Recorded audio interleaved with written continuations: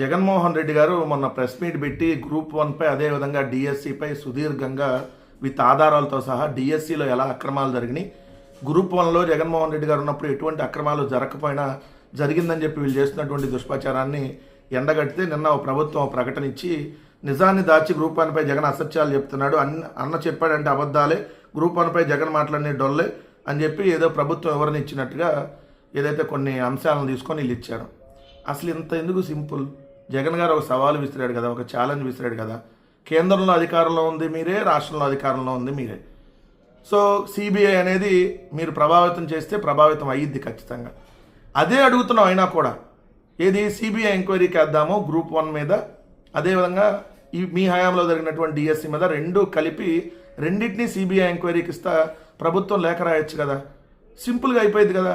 ఈ వివరణ ఇచ్చామని, మేము అబద్ధాలు చెప్పామని, అంటే మీరు మేము చెప్పిన దాని మీద మళ్ళీ మీరు వివరణ ఇవ్వటం, అది కాదు ఇదని దాన్ని ఏదో మసిపూసి మారేడికాయ చేసేటటువంటి కార్యక్రమం ఎందుకు?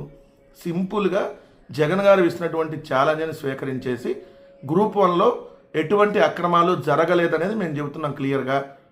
ఇదిగోండి జరగలేదు, హైకోర్టు డైరెక్షన్ ప్రకారమే మేము వెళ్ళామని క్లియర్గా చెప్తున్నాం. మీరు ఇచ్చినటువంటి సిట్ రిపోర్ట్ని ఆధారంగానే మాట్లాడాము. అవన్నీ క్లియర్గా విత్ పాయింట్లతో సహా జగన్మోహన్ రెడ్డి గారు స్క్రీన్ మీద ప్రజెంటేషన్ వేసి మరీ చూపించారు. సో మీరేమంటున్నారు? లేదు అవన్నీ అబద్ధాలు అంటే మీ సిట్ చెప్పింది అబద్ధం అని మీరు ఒప్పుకుంటున్నారా? రెండోది హైకోర్టు డైరెక్షన్లో వెళ్తాం తప్ప? హైకోర్టు డైరెక్షన్లో వెళ్తాం అది రాంగ్ ఎట్లా అవుతుంది? హైకోర్టు డైరెక్షన్ ప్రకారం వెళ్తే కూడా తప్పంటే ఎలా? అందుకనే సింపుల్గా గ్రూప్ 1 డిఎస్సి రెండు కలిపి సిబిఐ ఎంక్వైరీకి ఇచ్చేటటువంటి దమ్ము ఈ 164 మంది ఎమ్మెల్యేల కూటమి ప్రభుత్వానికి ఉంటే, శాతనైతే, మీకు కొద్దిగన్నా ధైర్యం దమ్ము ఉంటే సిబిఐ ఎంక్వైరీ ఇచ్చేయండి. గ్రూప్ 1 మీద ఇద్దాం, డిఎస్సి మీద కూడా ఇద్దాం. దీనికి స్వీకరిస్తే మీ రెండు పత్రికలు కూడా, మీకు కూడా ఏమైనా పత్రికా విలువలు ఉంటే సిబిఐ ఎంక్వైరీకి సిద్ధపడమని చెప్పి ప్రభుత్వానికి మీరు కూడా రాయండి పేపర్లో. ప్రభుత్వం మీరు సిబిఐ ఎంక్వైరీకి ఎందుకు భయపడుతుందని రాయండి. ఏదో ప్రభుత్వం చెప్పిందంటే మీరు పెద్ద పెద్ద బ్యానర్ ఐటమ్లు వేసి అబద్ధాలు, ఎవరిది అబద్ధాలు సిబిఐ తేల్చింది కదా అప్పుడు.